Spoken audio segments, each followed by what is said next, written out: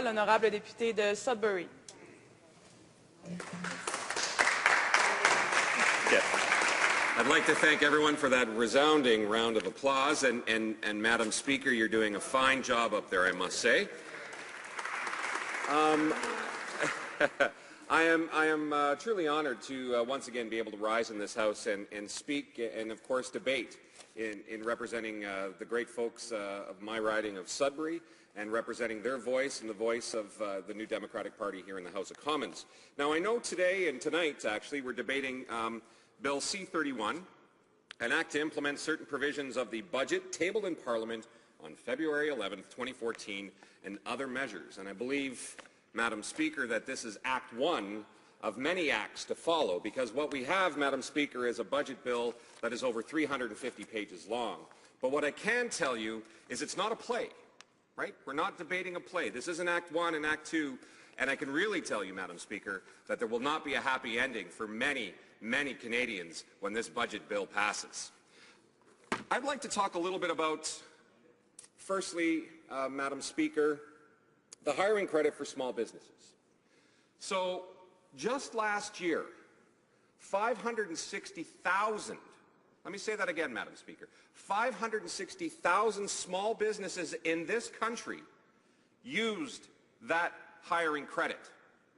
Now, when you think about the 2.4 million businesses, small businesses in this country, that is a significant amount of small businesses that are using that. And let's not forget, Madam Speaker, that in this country, the real job creators, the economic engine of our country, is small and medium-sized enterprises. It's not Bay Street, Madam Speaker, it is Main Street that is actually creating the jobs. And if we're actually cutting, Madam Speaker, hiring credit for small businesses, and that we know that there's 2.4 million businesses in this country, and 1 million of those businesses offer employment, they have more than one employee, we really should have thought about this before the government actually removed this credit from their budget. If you look at, Madam Speaker, the cost of this program was approximately $235 million. That's a significant amount of change. Let's not, diminish that. But when you look at the corporate tax cuts that this government has done over the last few years, from 22% down to 15%, that cost is approximately $1.3 billion. And we heard from the former finance minister, bless his soul, a very good man, that this became money that the corporations are sitting on. They're not creating the jobs that we wanted and that we need in this country. On one hand, we have small businesses that are creating the jobs, creating 1/3 the growth, the GDP in this country. And then on the other hand, we have the corporations that are sitting on the money that they're saving in their corporate tax rates, not creating jobs, but we keep giving them, the large corporations, the breaks, and we're doing nothing to help the small business and medium-sized enterprise in this country. That is shameful, Madam Speaker. This government has an opportunity to actually put that small business hiring tax credit back in place. And let's make sure that more than 560,000 of these small businesses in this country utilize that hiring tax credit. Because right now, Madam Speaker, not only are they losing that hiring tax credit, they're getting hit and hit hard by this government's inaction on merchant fees. $4.2 billion per year, Madam Speaker, is what our small and medium-sized enterprises have to spend every year just to accept credit card payments in this country. Now, what we're not saying, Madam Speaker, is the credit card companies and the banks can't recoup their costs and make a profit. But do they have to do it so much so that small businesses are now saying, one more increase and it breaks my back and I'm shutting my doors, or I'm not hiring people, or I can't expand my business? Madam Speaker, I have the 2013 State of Industry report from the Canadian Convenience Stores Association, which was just released, Madam Speaker. Let me quote what they're saying in their statistics here. Last year, all of the convenience stores across this country lost $254 million. They lost money, but they also had to spend $832 million just to accept credit card payments.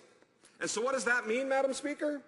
They can't hire more employees. 61% of all the convenience stores across the country say they can't hire more employees.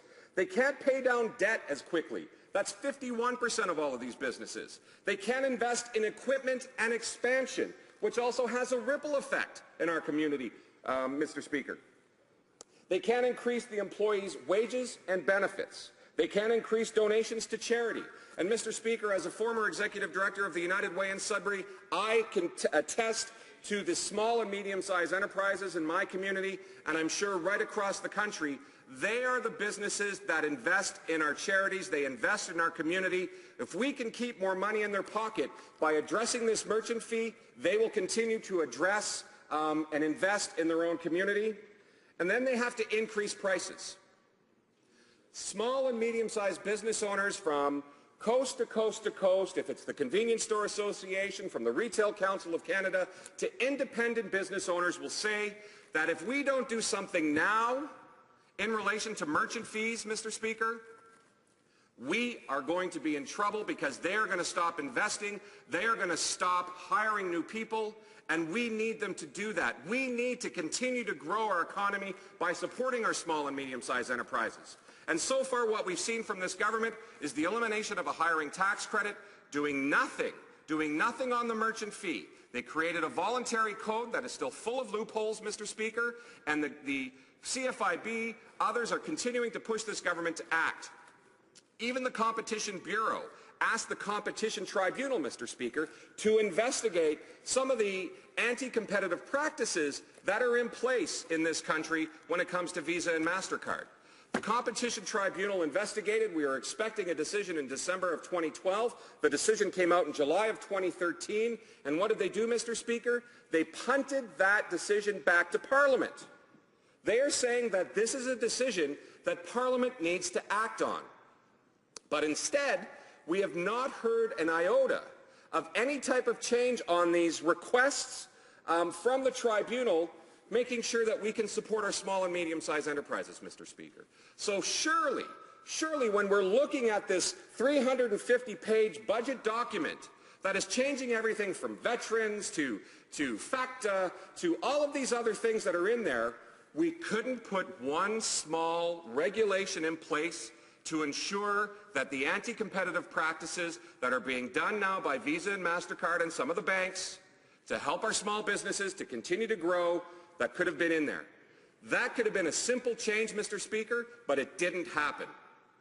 One of the other things that we were hoping to see in this Budget Implementation Act, Mr. Speaker, was OBSI.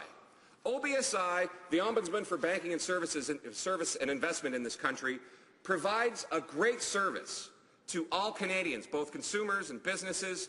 And what we've seen is the slow diminishing powers of OBSI. And this government, again, one quick regulation could have shut the door and stopped some of the banks from leaving. But instead, they've left it open. And by leaving it open, Mr. Speaker, we are going against the recommendations of these left-wing ideas from the IMF and from the World Bank, that a single dispute mechanism for all consumers and all small businesses and for all businesses in this country is the way to go. But instead, Mr. Speaker, what we've seen is for this government to allow banks to leave and then choose their own law firm to be their ombudsman for their consumer. So now, while OBSI is actually at an arm's length from the financial institutions, we're now allowing the banks, thank you, Mr. Speaker, to let me know that I have 1 minute because I need to sum that up, now allow the banks to hire their own law firm to act on behalf of consumers who are having a problem with the bank.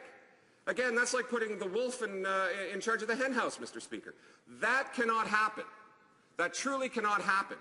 But it is. And unfortunately, we've seen this government choose not to put that regulation into an omnibus budget bill. They had 350 pages, and they really have closed the door on ensuring that small businesses get the supports that they need to continue to grow our economy, Mr. Speaker. And like I said at the beginning of my speech, this is Act 1. Act 2 is coming, and there really is no happy ending for this. Thank you, Mr. Speaker. Comments, questions et commentaires.